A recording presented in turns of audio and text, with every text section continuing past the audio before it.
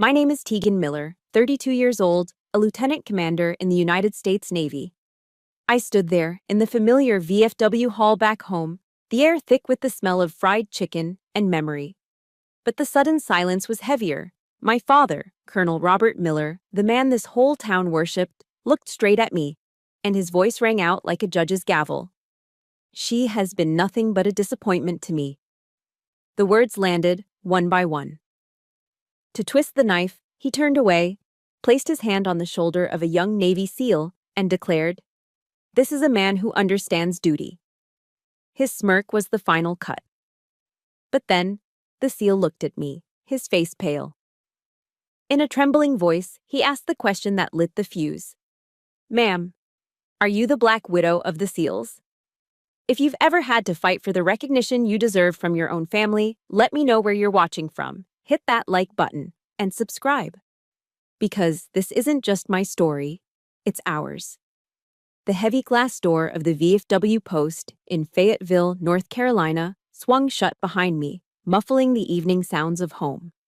Inside, the air was a familiar assault on the senses. A thick, warm blanket woven from the smells of crispy fried chicken, creamy potato salad, and the unmistakable scent of cheap domestic beer being poured from a tap. It was the smell of every community event, every fundraiser, every Friday night of my childhood. It was supposed to smell like belonging. Tonight, it felt like a trap. I kept my shoulders back, my posture a reflex drilled into me at Annapolis. A few familiar faces, old friends of my father's, glanced up from their beers. I offered a tight, polite nod. They returned it, but their eyes slid away a moment too soon. A subtle, awkward dance of men who didn't know what to say to the colonel's daughter. The air around me felt charged with an unspoken narrative, one I wasn't privy to but could feel all the same. And then I saw him. My father, Colonel Robert Miller, retired, stood in the center of the room. He wasn't just a man in a room, he was a planet, and everyone else was a moon caught in his orbit. He was laughing, a deep rumbling sound that commanded attention, his hand resting on the shoulder of a young man in civilian clothes who still carried himself with the unmistakable bearing of a warrior. My father was a general holding court with his soldiers. His eyes, sharp and blue like chips of ice, swept the room and found me. For a single, fleeting second, they rested on my face. There was no recognition, no warmth, not even a flicker of acknowledgement. His gaze simply passed over me, continuing its sweep as if I were just another part of the wood-paneled walls, another faded photograph of forgotten heroes. That invisibility, that casual erasure of my existence, hurt more than any shouted reprimand ever could. It was a clean, silent cut, deep and precise. I exhaled slowly, a controlled release of pressure, and found myself an empty corner near a dusty display case filled with medals and folded flags. From here, I could observe without being part of the scene. I felt like a foreign operative on a reconnaissance mission in what was supposed to be my own hometown. The sense of alienation was profound, a cold weight settling in my chest. I was home, but I had never felt more lost. The low hum of conversation quieted as the town mayor, a balding man with a perpetually eager smile, stepped up to a small podium. He tapped the microphone, a squeal of feedback echoing through the hall. "Evening, everyone. Evening. It's an honor to be here tonight to celebrate one of Fayetteville's finest sons, a man who embodies service, honor, and legacy. Colonel Robert Miller." A round of hearty applause filled the room. I watched my father nod, accepting the praise as his due. The mayor was about to present him with a plaque, naming him Honorary Citizen of the Year. The irony was a bitter taste in my mouth. The mayor began his speech, a string of well-worn platitudes about duty and sacrifice. But before he could get more than a few sentences in, my father raised a hand. He didn't ask for permission to speak, he commanded it. The mayor trailed off, confused but obliging. "Before we continue," my father said, his voice booming, carrying to every corner of the hall without the need for a microphone, "I'd like to clear something up." The room fell utterly silent. The clinking of forks on paper plates stopped. The shuffling of feet ceased. Every eye turned to him, then followed his gaze directly to my corner. I felt 100 pairs of eyes land on me, and my training was the only thing that kept me from flinching. I stood perfectly still, my expression neutral, a mask of calm I'd perfected over a decade of service. My daughter, Tegan, is also here tonight, he announced. The words were simple, but the tone was chilling. Many of you have asked me if I'm proud, if her career makes me proud. He paused, letting the silence stretch, letting the anticipation build into something heavy and cruel. I could feel my heart hammering against my ribs, a frantic bird trapped in a cage. He looked right at me, his eyes devoid of any warmth.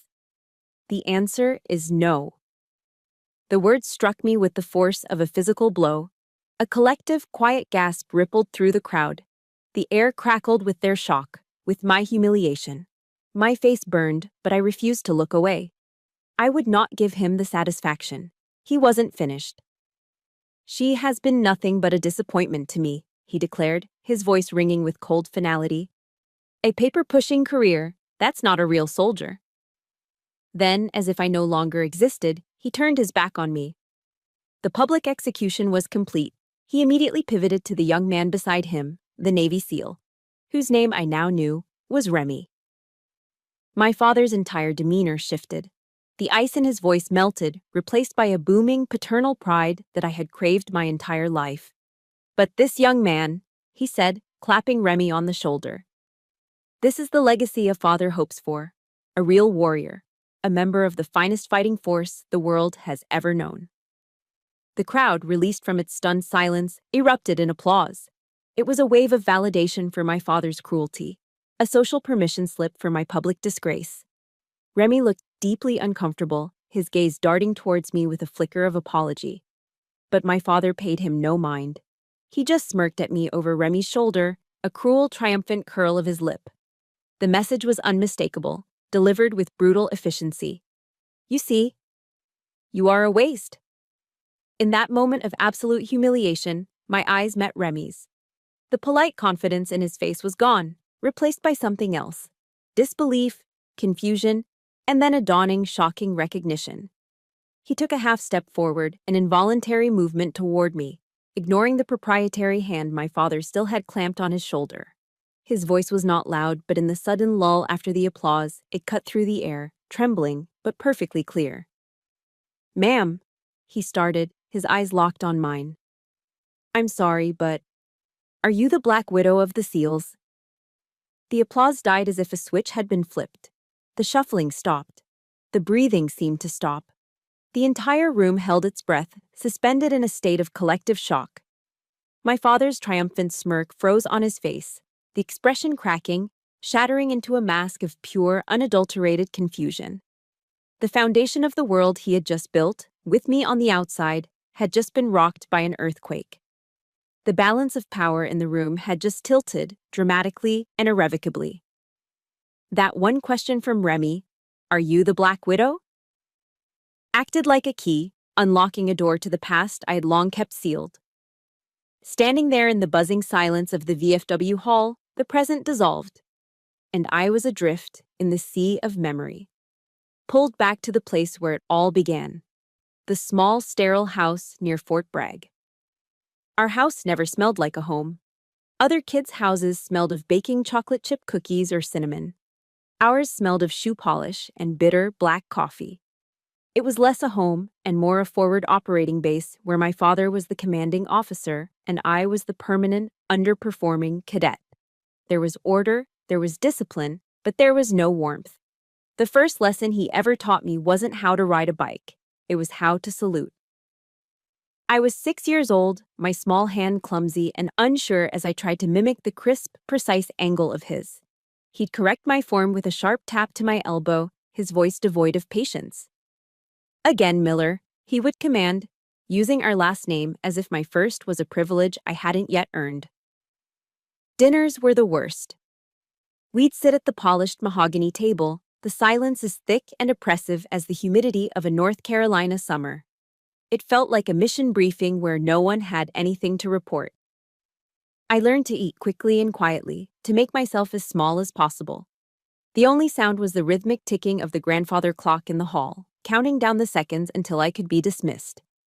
But there was one small act of rebellion in that dictatorship of discipline: my mother, Martha. Every night, after I'd retreated to my room, she would slip in and place a single Hershey's chocolate bar under my pillow. She'd do it without a word, just a soft smile and a gentle squeeze of my shoulder. It was a secret treaty of love, a silent acknowledgement that she saw the little girl drowning beneath the soldier my father was trying to build. That small square of chocolate was my only proof that affection existed within those walls. I remember when I was 12, I found a stray puppy. A scruffy little terrier mix with one floppy ear and boundless energy. I named him Rusty. For 2 weeks, he was my secret, my co-conspirator. I'd sneak him food from the kitchen and play with him in the woods behind our house. He was the first living thing that had ever looked at me with pure, uncomplicated adoration. He was my first taste of unconditional love. Then, my father found him. I came home from school one day to find Rusty's leash on the kitchen counter and an empty space where his water bowl had been. When I asked where he was, my father didn't even look up from cleaning his service pistol. "I took it to the pound," he said, his voice flat. Tears streamed down my face. I begged him, pleaded with him to go back and get Rusty. I promised I'd take perfect care of him. He finally stopped what he was doing and looked at me, his eyes cold and hard. "An officer has no room for weakness," he said, his voice like chipping ice. "You have to learn to cut things away. Attachments are a liability." He wasn't just talking about a dog. He was giving me a lesson about myself, about the parts of me he found unacceptable. I learned that day that in my father's world, love was just another word for weakness. 3 years later, that lesson was reinforced. I was 15, sitting at that same silent dinner table. I had spent months dreaming, researching, and finally building up the courage. I took a deep breath. "Dad," I said, my voice barely a whisper, "I want to apply to the Naval Academy, to Annapolis." He was reading the Wall Street Journal, the paper held up like a fortress between us. He didn't lower it. He didn't even flinch. His voice came from behind the page, muffled and dismissive. "The Navy needs men who can lead, Tegan, not girls who want to play war." The words slammed a door in my face, the sound of it echoing in the silence. My dream, so bright and full of hope just a moment before, was now just a pile of ash on the floor. I felt the familiar sting of not being good enough, not being the right gender, not being the son he always wanted.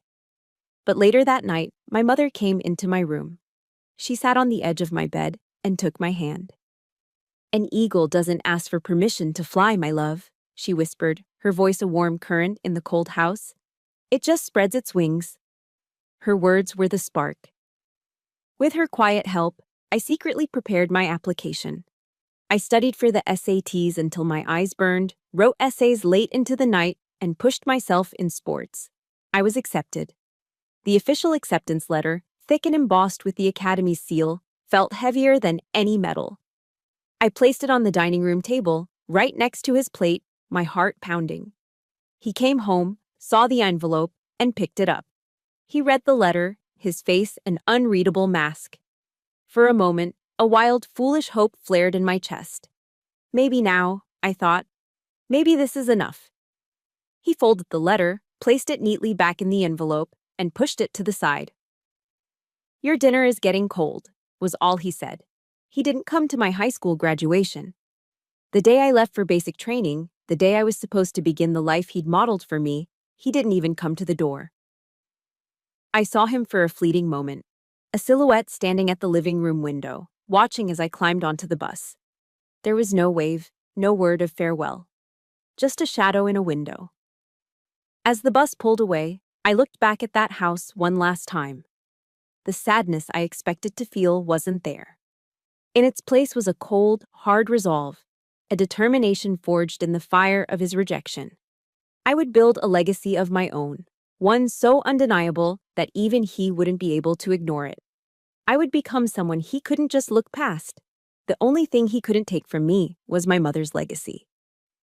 Before I left, she had given me her old, dog-eared copy of Meditations by Marcus Aurelius. Inside the front cover, her elegant handwriting had underlined a single sentence. The impediment to action advances action. What stands in the way becomes the way. That was the real inheritance I carried with me. Not my father's cold medals or his rigid sense of honor, but my mother's quiet, unbreakable resilience. That was the code I would live by. If you've ever had someone try to put you in a box you didn't belong in, hit that like button. And if you had a secret supporter like my mother, comment with a single word. Eagle. Let's see how many of us learn to fly on our own. But sitting on that bus, clutching that book, a cold dread washed over me. I was finally on my way, but I had to wonder, was I running toward a fight I could never win? The question hanging in my mind on that bus leaving Fayetteville, was I running toward a fight I could never win, found its answer not in a single moment, but over years of relentless effort in a world that wasn't built for me. After graduating from the academy and proving myself in intelligence, I was eventually assigned to a joint task force, detailed to the Naval Special Warfare Command in Coronado, California, the home of the Navy SEALs. The moment I walked onto that base, I knew the fight had just begun. It was like stepping into a world of giants. These men were titans, carved from granite and forged in crucibles I could only imagine. And then there was me, a 5'6" intelligence officer. They didn't just look at me, they looked through me. The skepticism was a physical presence in every room I entered, a wall of doubt I had to scale every single day. In the mission briefing rooms, the air thick with testosterone and the smell of stale coffee, my voice often felt like it was absorbed by the soundproofing on the walls. I would present my analysis, my data-driven projections, and the operators would listen with a polite, vacant patience before turning to one another to discuss the real plan. Behind my back, I heard one of the younger SEALs call me the school teacher. I never confronted him. I knew that in this world, words were cheap currency. Respect wasn't given, it was earned, and results were the only legal tender. So, I worked. I let my anger, my frustration, and the ghost of my father's disapproval become fuel. I channeled it all into the work. My intelligence reports became more detailed, my threat assessments more precise, my predictions unnervingly accurate. I was the first one in the office and the last one to leave. I chose to be a ghost, a silent, efficient machine, believing that eventually the quality of my work would become too loud to ignore. The crucible came in the form of a hostage rescue mission in Yemen. The intelligence was a mess, a chaotic jumble of conflicting reports.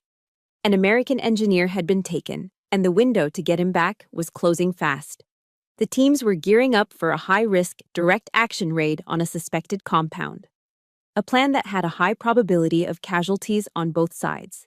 It felt wrong. It felt like a guess. I barricaded myself in the sensitive compartmented information facility, the SCIF, for 72 hours straight. Fueled by black coffee and a cold, burning determination, I dove into the raw signals intelligence. I listened to hours of meaningless radio chatter, stared at satellite imagery until the pixels blurred, and cross-referenced every piece of data. Everyone else saw noise. I was looking for a pattern. And then I found it. A faint, recurring blip in the insurgents' radio communications. It was a specific sequence of clicks, transmitted at irregular intervals. It wasn't random. It was a signal. By mapping the time and location of each transmission, I started to see a shape emerge from the chaos. I grabbed a marker and turned to the massive whiteboard, my hands moving with a certainty I didn't know I possessed. I drew lines, connected nodes, and mapped out a complex web of data points. "They're not holding him in the compound," I announced at the emergency briefing, my voice cutting through the tense silence. I pointed to the whiteboard, a chaotic-looking diagram that now resembled a spider's web. "It's a decoy. They're moving him. These clicks are signals for the handoff. They're going to move the hostage in the next 6 hours through this alleyway here." The room was silent. A dozen operators stared at my board.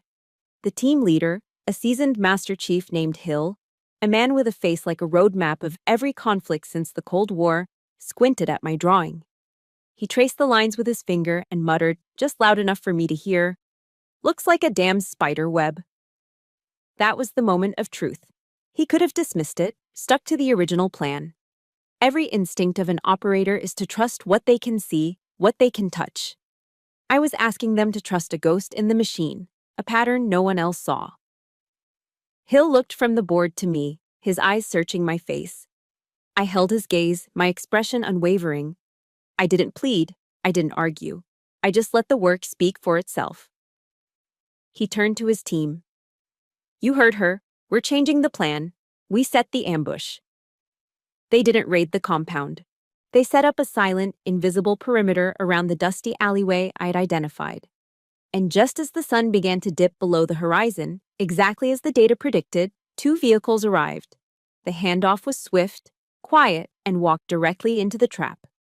The hostage was recovered without a single shot being fired. It was a perfect, silent victory, one not with explosives, but with information. When the team returned to Coronado, the atmosphere was different.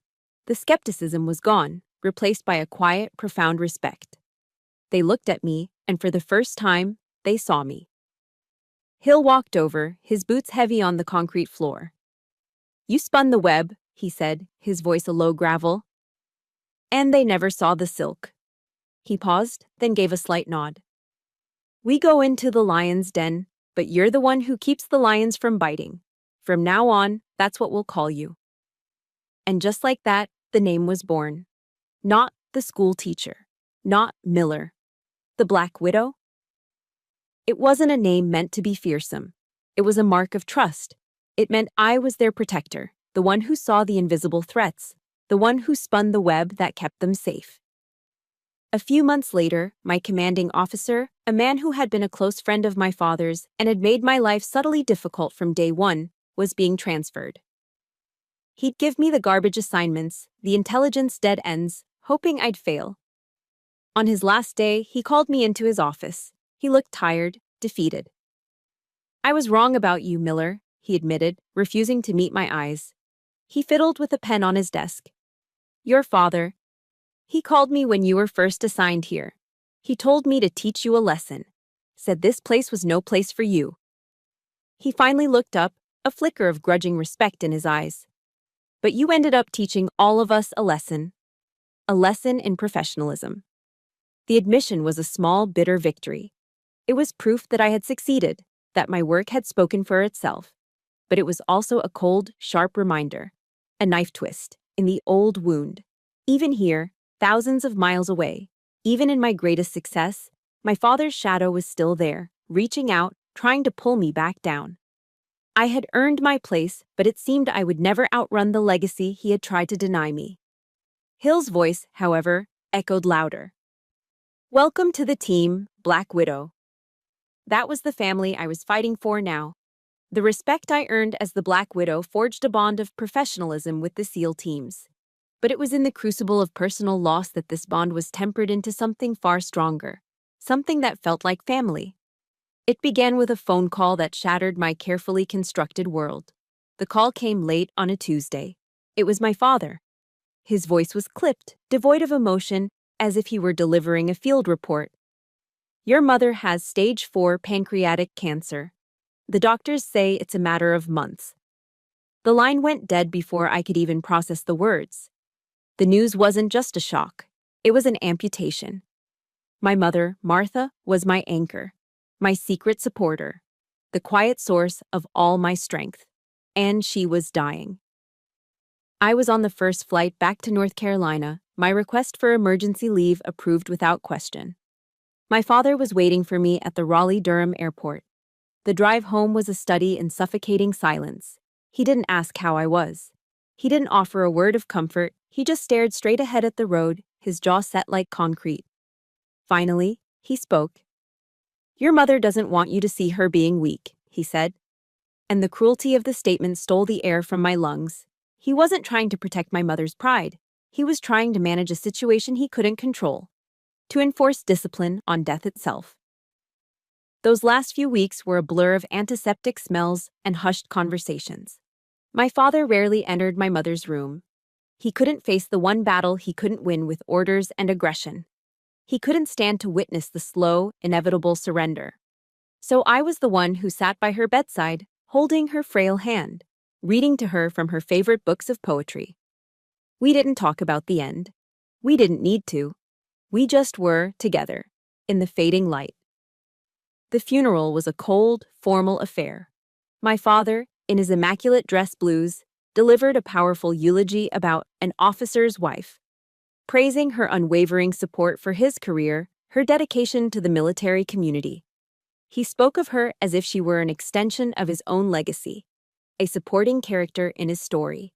He never once spoke of Martha, the woman who loved gardening, who laughed until she cried at silly movies, who secretly placed chocolate bars under her daughter's pillow. He eulogized a symbol, not the woman I knew as my mother. After the service, after the sympathetic murmurs and plates of untouched funeral sandwiches had vanished, I stood alone at her grave. The raw, red earth felt like an open wound. My father approached, his footsteps heavy on the grass. I braced myself, hoping for a single moment of shared grief, a single crack in his armor. "Don't stay out here too long," he commanded, his voice as cold as the marble headstone. "It looks weak." That was it. That was the moment I finally understood. The gap between us was no longer a trench. It was a canyon, a vast and uncrossable void. He was incapable of seeing my grief as anything other than a failure of discipline. Returning to Coronado was like coming up for air after being held underwater. The grief was a physical weight, a shroud I couldn't seem to shake. In the solitude of my apartment, I found myself reading the books my mother had loved, searching for her wisdom. I picked up a book by an author she admired, Brené Brown. I read about courage and vulnerability, about how owning our stories of pain can make us stronger. I realized that my father saw vulnerability as a weakness to be hidden, while my mother had taught me it was a truth to be honored. Remembering her words, "Train for the harsh weather," I knew I couldn't let my grief become a destructive storm. It had to become something else. It had to become a mission. I started a small, unofficial ritual during my briefings. I noticed how the operators, these unbreakable men, would bottle everything up. They'd return from brutal deployments and pretend everything was fine. The standard, "How are you doing?" was always met with a stoic, "I'm good." It was a wall no one could get past, so I changed the question. At the end of a briefing, I'd look at the team and ask, "All right, what's the weather report?" They'd look at me, confused at first. I'd elaborate. "What's the weather inside? Sunny? Partly cloudy? Is there a storm coming in?" It was a simple, metaphorical shift, but it changed everything. It gave these warriors a new language, a safe way to talk about their internal state without feeling like they were admitting weakness. "A little cloudy on the horizon, ma'am," one might say. Or, "Forecast calls for a hurricane, but I've got it boarded up." It created a space for honesty, a quiet acknowledgement that even the strongest soldiers have internal battles. I had taken my mother's legacy and given it to them. In doing so, the teams became more than just my colleagues. They became my family. They remembered my birthday when my own father didn't. They listened patiently when I shared a story about my mom. They fiercely protected me from any whisper of gossip or disrespect on the base. One afternoon, a few weeks after I'd returned from the funeral, one of the quietest members of the team, a breacher named Jax who rarely said more than 3 words at a time, found me by the coffee machine. He didn't say anything. He just held out his hand. In his palm was a bracelet, intricately braided from black and tan paracord, the kind they make to pass the long, empty hours on deployment. I took it from him.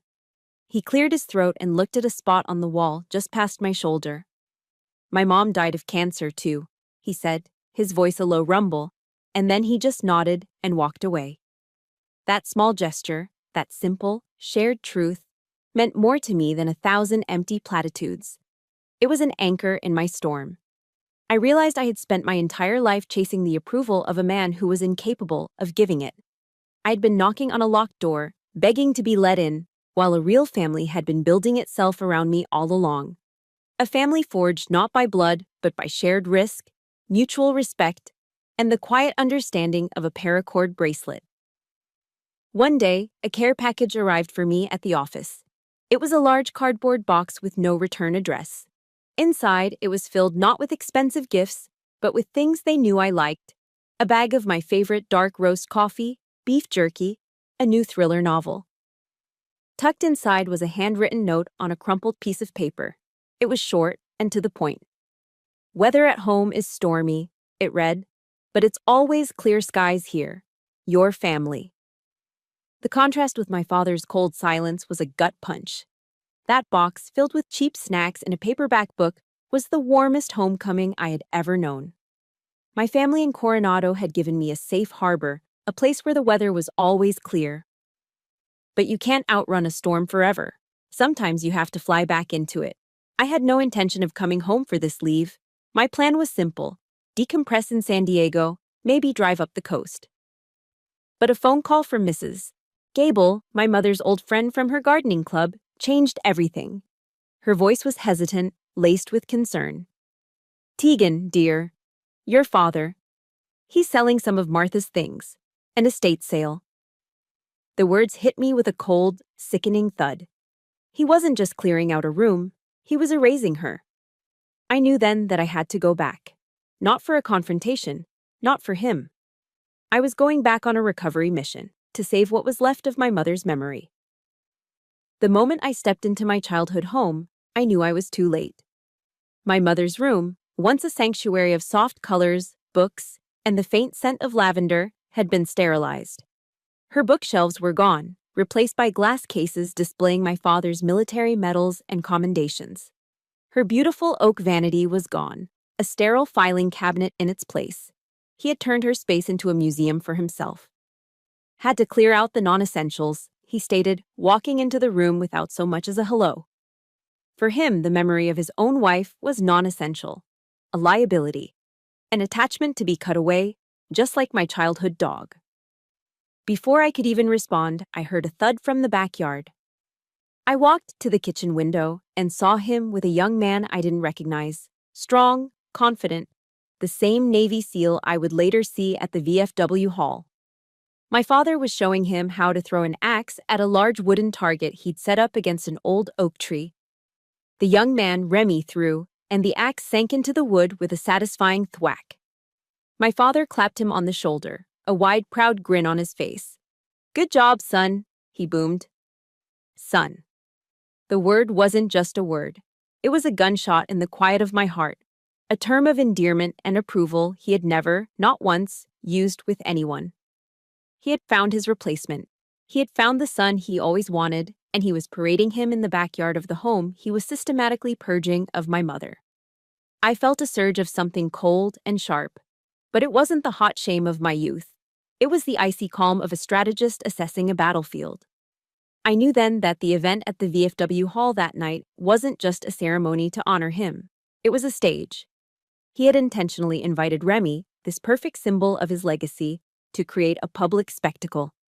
A carefully orchestrated drama where he could finally, definitively, present his chosen heir to the whole town and cast me out once and for all.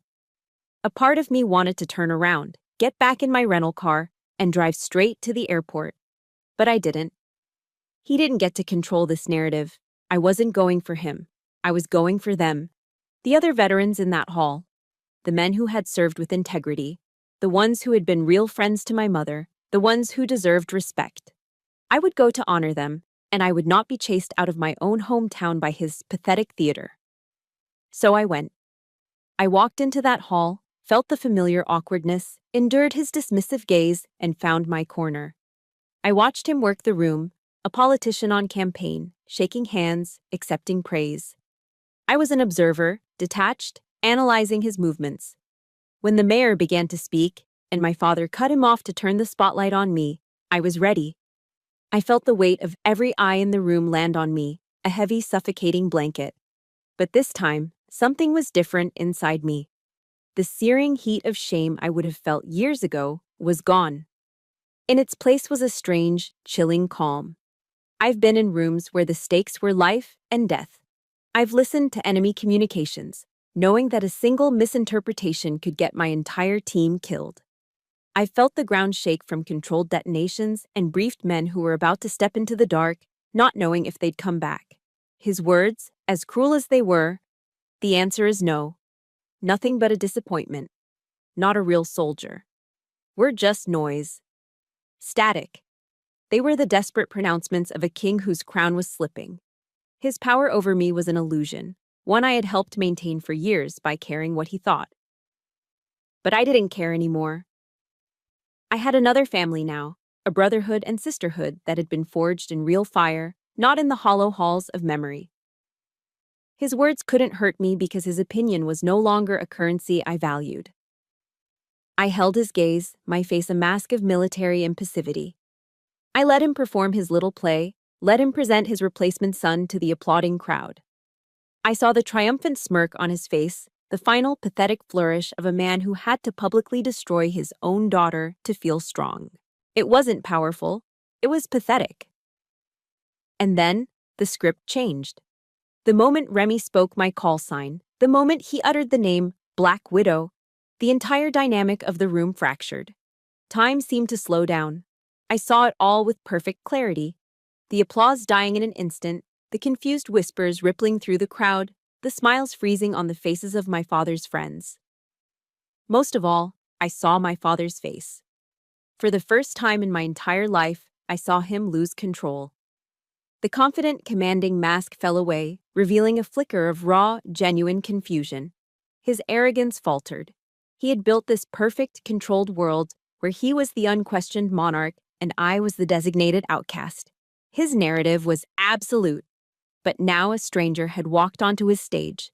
A soldier from the very world he worshipped, the world he used as his ultimate standard of worth. And that soldier had just brought a truth into the room from the outside. A truth that didn't fit my father's story. A truth that threatened to shatter the very foundation of his carefully constructed kingdom. I stood there, in the sudden, deafening silence, and I knew. No matter what happened next, no matter how he tried to spin it or dismiss it, nothing would ever be the same again. And then, in a trembling voice, but one clear enough for everyone nearby to hear, Remy asked the question that changed everything. "Ma'am, I'm sorry, but are you the Black Widow of the SEALs?" For a long second, the only sound in the VFW hall was the hum of the beer cooler. Remy's question hung in the air, electric and dangerous. My father, caught completely off guard, recovered with the speed of a seasoned officer rallying from an ambush. He forced a hearty, dismissive laugh that didn't quite reach his eyes. He clapped Remy on the shoulder, a gesture that was now less paternal and more patronizing. "You must be mistaken, son," he said, his voice dripping with condescension. "That's probably a cute little nickname the boys give the ladies in logistics to make them feel important." He tried to turn it into a joke, a harmless misunderstanding for the whole room to chuckle at. Then, to solidify his point, he added with a sneer, directing his words to the crowd. "Black Widow sounds like something out of a comic book. My daughter is an analyst. She sits behind a desk and plays with numbers while real men fight and die." His words were a fresh assault, designed to reduce my entire career to a clerical error, to paint me as a child playing make-believe. But his attempt to regain control backfired. Remy didn't laugh. He didn't even smile. He took a small step away from my father, subtly shrugging off his hand. The look of awe in the young SEAL's eyes had been replaced by something else. Disappointment. "With all due respect, sir," Remy said, his voice now steady and hard as steel, "she does more than just paperwork." He turned away from my father, addressing the silent, watching crowd as if they were a jury. His voice rang with an authority that had nothing to do with rank and everything to do with truth. "Last year, my team was on a rotation in Helmand Province, Afghanistan. We walked into a complex ambush. We were pinned down, outgunned, and taking heavy fire from 3 sides. Comms were screaming. High command was telling us to pull back, to accept losses and retreat." He took a deep, steadying breath, and the entire room seemed to breathe with him. But then there was another voice on the radio, a voice that was completely calm. It was her. It was the Black Widow. He gestured toward me, not as a colonel's daughter, but as a figure on a battlefield. She saw an escape route on the satellite feed that no one else did. A dry creek bed that wasn't on our maps. It was our only way out.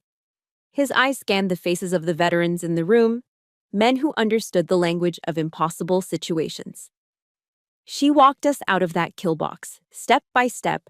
She talked us through every bound, calling out enemy positions from miles away while RPGs were hitting the walls around us. She was our eyes, our lifeline. We were supposed to be the casualties that day. Instead, every single one of us got out, not one man left behind. The room was utterly still, captivated. The story, delivered with the raw honesty of a soldier who had lived it, was more powerful than any speech my father could ever give. Remy then turned and looked directly at me. The professional respect was gone, replaced by a look of profound, personal gratitude that hit me harder than any of my father's insults. "We are all alive today because of her," he said, his voice thick with emotion. "The fact that I can still send a card to my own mother on Mother's Day is because of her." He said nothing more. He didn't need to. He simply straightened to his full height and gave me a sharp, formal nod, the highest sign of respect one warrior can give another. The silence that followed was no longer one of shocked humiliation for me. It was a silence of awe, a silence of reverence. I watched my father's face. The color had drained from it, leaving behind a pale, waxy mask. Every word he had spoken just minutes before, disappointment, paper pusher, not a real soldier, now hung in the air, exposed as hollow, ignorant, and cruel. He had built his entire identity, his entire kingdom, on the respect of the military community. And now, a Navy SEAL, the very pinnacle of that world, had just stood in a room full of his peers and declared his rejected daughter a hero. My eyes met his across the room. I felt no triumph, no desire for revenge, just a quiet, unshakable certainty. I had spent a lifetime trying to prove my worth to him, to sell him on the idea that I was enough. And now, I didn't have to. The truth had done it for me. "I don't need to sell you on anything, Colonel," I said. My voice was quiet, barely a whisper, but in the dead silence of the room, I knew he heard me. "I'm just standing where you can finally see me." There's a special kind of justice when a bully is silenced by their own rules. If you've ever had a moment where the truth finally spoke for you, hit that like button. And in the comments, just type the word testify if you believe one voice telling the truth can be louder than 1,000 lies. He stood there, speechless, his carefully constructed world crumbling around him. The plaque naming him Honorary Citizen of the Year sat on the podium, forgotten. His legacy was in ashes at his feet. But the story wasn't over. The shift in power was not yet complete. From the back of the room, there was a scraping sound of a chair on the worn linoleum floor. An old man was slowly, deliberately, getting to his feet. After Remy's testimony, the silence in the room was no longer just an absence of noise. It was a living thing, thick with unspoken judgment, and it was suffocating my father. And then, from a table in the back corner, came the soft scrape of a chair leg against the worn linoleum floor. One man was getting to his feet. He moved slowly, deliberately, as if every joint ached with the memory of a long-ago war.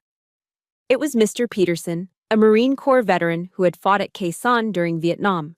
His hair was white and thin, his back stooped from age, but he pulled himself up to his full height, his spine as straight as he could make it. I knew him mostly through my father's dismissive descriptions. That cranky old man, he'd call him. My father had always looked down on him, a corporal who never made rank. Mr. Peterson didn't say a word. He didn't have to. He simply looked at me across the room, and with a slow, solemn movement, he placed his gnarled, work-worn hand over his heart. It wasn't a salute. It wasn't a military protocol. It was a human gesture, a profound and quiet statement of respect that went deeper than any regulation. He wasn't acknowledging a lieutenant commander. He was seeing a fellow soldier. His action was a single pebble dropped into a still, silent pond. And the ripples began to spread. A woman near the front, a Desert Storm Air Force veteran, stood up. Then another man, who had served in Iraq, pushed his chair back and rose. One by one, then in small groups, then in a silent, undeniable wave, they stood. The men and women of Fayetteville. the quiet heroes of the Gulf War, of Afghanistan, of conflicts whose names were fading from headlines but were etched forever into their souls. They all rose from their seats, a forest of quiet dignity growing in the crowded hall. They didn't speak, they didn't applaud, they just stood, and they looked at me. In their eyes, I saw not pity, but recognition. They weren't seeing the colonel's disappointing daughter. They were seeing one of their own. They were welcoming me into a family I never knew I had. A family bound not by blood, but by a shared oath and a silent understanding of sacrifice. I watched my father. His head swiveled from side to side, his eyes darting around the room, desperately searching for an ally, for a single friendly face that remained seated with him. But there were none. The entire room, his audience, his kingdom, was now standing in silent tribute to the daughter he had just disowned. He, Colonel Robert Miller, the man who was always the center of attention, the guest of honor, was now an island. He sat alone at his table, utterly isolated by a rising tide of respect that was not meant for him. For the first time in my life, I saw him not as a towering figure of authority, but as a small, lonely old man. The armor of his medals and his rank, once so intimidating, now looked flimsy and useless. It couldn't protect him from this. It couldn't protect him from the quiet, collective judgment of his peers. Tears welled in my eyes, blurring the faces before me into a sea of supportive figures. I thought of a quote from Martin Luther King Jr. that my mother used to read to me. In the end, we will remember not the words of our enemies, but the silence of our friends. But tonight, these people, my brothers and sisters in arms, were not silent. Their actions spoke with a thunderous voice that drowned out every cruel word my father had ever said. I took a deep, shaky breath, letting the moment settle in my soul, letting it heal the old, raw wounds of rejection. I looked across the room, meeting the eyes of Mr. Peterson, of the woman from the Air Force, of dozens of others who were standing for me. Then my gaze came to rest on my father, who was now staring at his hands on the table, unable to look at me, unable to look at anyone.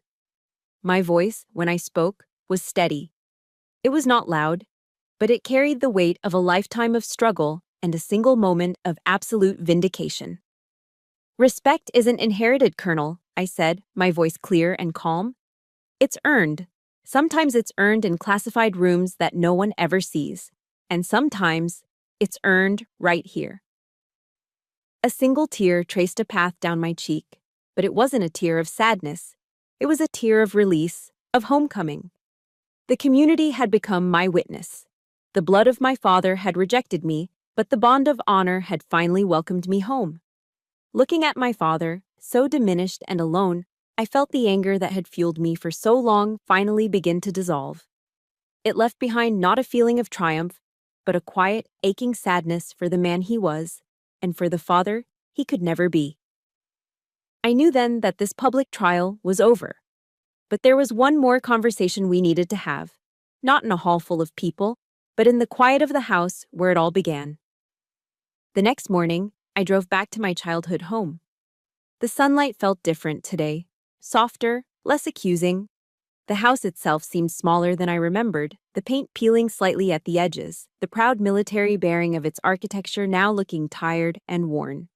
It looked like what it was, a house where a great deal of time had passed, and not all of it kindly. I found him at the kitchen table, the same table where I'd done my homework for 12 years under his watchful, critical eye. He looked like he had aged a decade overnight. His broad shoulders were slumped, his back stooped. He didn't look like a colonel anymore. He just looked like an old man. He was fiddling with an old transistor radio, its plastic casing cracked and yellowed with age. He twisted the dials, but only static hissed back at him. It was a futile act, a man trying to tune into a signal that was no longer broadcasting, trying to fix a connection that had long been broken. He didn't look up when I walked in. I poured 2 cups of coffee from the pot on the counter and set one down in front of him. I sat in the chair opposite him, the same chair I'd always sat in. The silence between us was different now. It wasn't the heavy, punishing silence of my youth.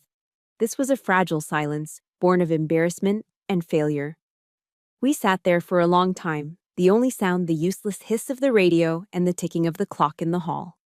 The steam rising from our coffee cups thinned and vanished, leaving two cold black pools between us. Finally, he pushed the radio aside and cleared his throat.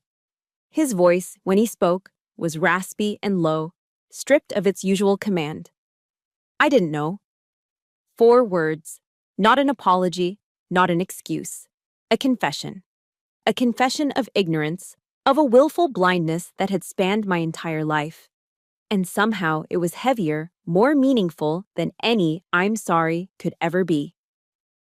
I didn't respond. I just let the words hang in the air, let them settle into the quiet of the room. I spent my whole life, he began, his gaze fixed on the dark surface of his coffee. My whole life building a legacy, something that would last, something strong. He shook his head slowly, a gesture of profound weariness. And I was too damn blind to see that it was sitting right here at my own table, the whole time. He finally looked at me, and for the first time, I saw not a commander, but a man reckoning with his own catastrophic failure. I wanted a son, he said, the truth laid bare and ugly. Someone to follow in my footsteps. I was so disappointed when you weren't him that I let that poison everything. I let it define how I saw you. I just listened. The rage that had been a constant companion for so many years, the burning indignation, it was gone. In its place was only a deep, profound sadness. A sadness for the little girl who had tried so desperately to earn his love, and a sadness for the old man who had wasted a lifetime chasing a ghost when his real legacy was right in front of him. I was wrong, Tegan, he said, and the sound of my name in his voice was so unfamiliar that it startled me. I looked at you, but I never really saw you. It wasn't an excuse, it was the simple, unvarnished truth. And in that moment, I understood. He wasn't a monster. He was just a man, trapped in his own rigid, narrow vision of the world, a prisoner of his own definition of strength. And his prison had cost him everything. It had cost him his wife's final years. It had cost him his daughter. We sat in silence again for a few moments. I had come for closure, and in a strange, unexpected way, I had found it. The battle was over. There was nothing left to fight for. I pushed my chair back and stood up to leave. Tegan, he said, his voice stopping me. It was quiet, hesitant, almost a plea. If you had another one of those promotion ceremonies, would there be a place for me? The question hung in the air, so full of hope and fear. This man who had never asked for anything was asking for a place, not demanding it, asking. I turned back and looked at him, really looked at him and saw the flicker of terror in his eyes that I might say no. Always, I said, and I meant it. It wasn't forgiveness, not yet. It wasn't a promise that everything would be okay. But it was a possibility. It was a door left unlocked. As I reached the doorway, he called out my name one last time. I paused, my hand on the frame. Proud, he said, the word catching in his throat. He cleared it and tried again, his voice cracking. I am proud of you, even if I never knew how to say it. I walked out of that house and into the morning sunlight, leaving the colonel behind. In his place was just my father, an old man sitting alone at his kitchen table, trying to find a clear signal in the static. Leaving my father's house, I didn't feel like a victor. There was no sweet taste of triumph, no satisfaction from winning a war. There was only a vast, hollow emptiness. For my entire life, I had been fighting a battle, convinced that the finish line was my father's approval. I realized now that I had been fighting for the wrong prize. The real finish line wasn't his acceptance. It was my own. I didn't go back to the hotel. Instead, I drove to a quiet lake on the outskirts of town, a place my mother and I used to walk. I sat on a weathered wooden bench overlooking the still, gray water and just let the world be silent for a while. The complex emotions washed over me in waves. The relief of the confrontation, the sadness for a relationship that would never be what I wanted, the profound sense of loss for all the years we could have had. I just sat there, letting the storm inside me finally quiet down. That afternoon, I went back to the house one last time, to pack the few remaining boxes of my mother's belongings. In the back of her closet, tucked away under a stack of old blankets, I found a small wooden letter box. My heart clenched. Inside, I found a stack of letters bound with a faded ribbon. They were my letters. All the letters I'd sent home over the years from Annapolis, from my various posts, still sealed in their envelopes, postmarked, and untouched. A familiar, hot surge of anger rose in my throat. He hadn't even bothered to open them. But then, underneath them, I found something else. A stack of thin airmail paper covered in my mother's elegant looping script. They were drafts, dozens of them. Letters she had written to me, but had never sent. Page after page was filled with the words I had longed to hear. My dearest Tegan, I am so incredibly proud of you. Stay strong, my little eagle. Don't let anyone tell you how high you can fly. I read about your unit in the paper today, and my heart swelled with pride. She had been there all along, my silent champion, fighting her own quiet war against my father's suffocating disapproval. She was a dissident in her own home, her love a form of secret resistance. My tears fell onto the yellowed paper, not tears of anger anymore, but tears of understanding. Of love. I had never been truly alone. Her support had always been there, just silenced. With that realization, something inside me shifted permanently. I began to think about forgiveness. Not the kind you see in movies where everything is forgotten and everyone hugs in the end. I couldn't erase the years of pain. I couldn't forget the calculated cruelty. But I could choose to stop carrying it. I thought of a book my mother loved, Viktor Frankl's Man's Search for Meaning. There was a line in it that had always stayed with me. Between stimulus and response, there is a space. In that space is our power to choose our response. In our response lies our growth and our freedom. My father's actions were the stimulus. My anger and my desperate need for his approval had been my response for 32 years. Now, in that quiet space Frankl wrote about, I finally found the freedom to choose a different response. Forgiveness for me wasn't about absolving him. It was about liberating myself.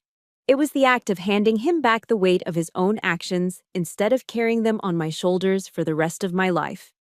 It was a boundary, not a bridge. Before I left town, I sat down and wrote him a short letter. It wasn't angry or accusatory.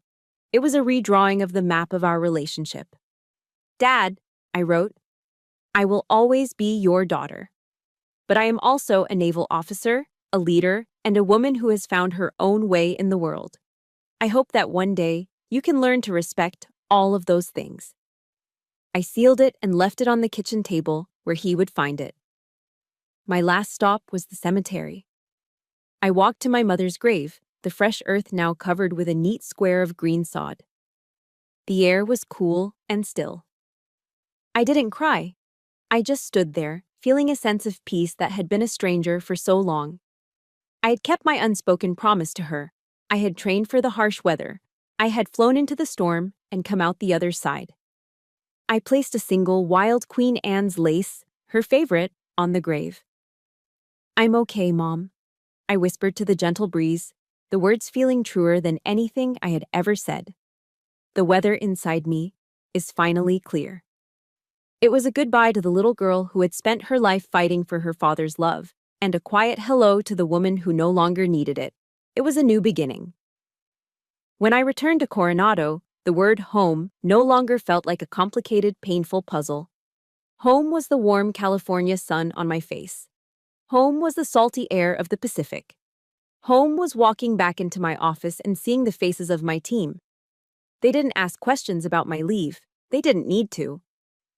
There was just a quiet understanding, a series of knowing nods that said, "Welcome back, we've got your six." Remy found me later that day, catching me as I was grabbing a coffee. He was hesitant, the bravado of a young SEAL replaced by a quiet humility.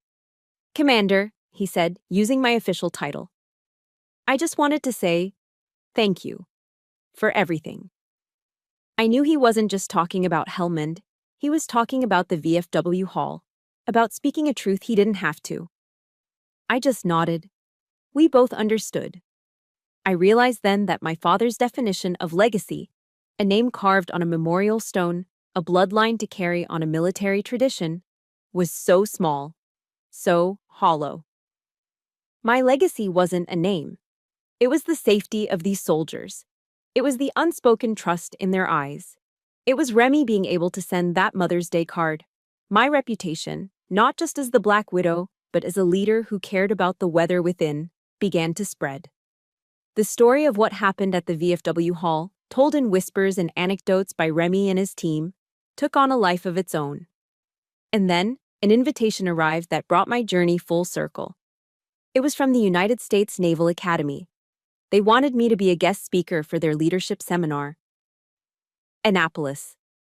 The very place my father had declared was no place for girls. Standing on that stage, looking out at the sea of bright, determined faces of the next generation of officers, I felt a profound sense of peace. I didn't talk about signals intelligence or ambush tactics. I talked about people. Respect, I told them, my voice steady and clear, is not an emotion. It's logistics. It's ensuring your people have the resources, both mental and physical, to do their job, to fight the fight, and to come home whole. It's creating an environment where asking for help isn't a sign of weakness, but a critical part of the mission. That is the true legacy of a leader. Not the battles you win, but the soldiers you bring home. Several months passed. Life settled into a new, healthier rhythm. I was working, leading, and building my chosen family. Then, one day, a package arrived at my apartment. It was a flat rectangular box with my father's handwriting on the label. My hands were steady as I opened it. Inside, resting on a bed of bubble wrap, was the Honorary Citizen of the Year plaque from that night at the VFW Hall. It had been carefully removed from its wooden frame. I turned it over. On the back, in my father's shaky, unfamiliar script, were 5 words. They gave this to the wrong person. Underneath the plaque was a small, faded photograph I hadn't seen in years. It was a picture of me as a little girl, maybe 7 years old, sitting on my mother's lap in her garden, both of us laughing with wild, uninhibited joy. It was a picture from a time before the silence, before the discipline, before I became a disappointment. I didn't feel a surge of triumph. I didn't feel vindicated. I just felt a deep, quiet ache, a sense of profound peace mixed with the sadness of what could have been. He hadn't changed completely. I knew that. But this was a start. This was him, in his own way, trying to tune into a signal he had ignored for decades. I didn't hang the plaque on my wall. Instead, I opened the wooden box where I kept my mother's unsent letters, and I placed the plaque and the photograph inside, with her words of pride. My legacy didn't need a public display. It belonged here, with hers. The story ends not with a grand reconciliation, but with a quiet sense of order. It ends with me, back in a briefing room, standing in front of a complex world map, outlining a new mission. I look at the map, at the intricate web of threats and opportunities. Then I look at the faces of my team, the men who trust me with their lives. And I know, with a certainty that settles deep in my bones, that I am exactly where I am supposed to be. The sweetest revenge, I've learned, isn't seeing your father humiliated. It's standing up so straight and tall that you remind him he has a spine of his own. Maybe he's not standing perfectly straight yet, but he's trying. That night at the VFW Hall, my bloodline didn't claim me, but my honor did. And that is the only legacy that truly matters. And so, my story isn't really about a father and a daughter anymore. It's about the families we choose, the legacies we build for ourselves, and the incredible strength that comes from turning pain into purpose. Thank you for walking this path with me. If this story resonated with you, and if you believe that our true worth is defined not by where we come from, but by the honor we create, please hit that like button and subscribe. Share your own stories of resilience in the comments below, because every voice adds to our collective strength. Remember, you are the author of your own legacy.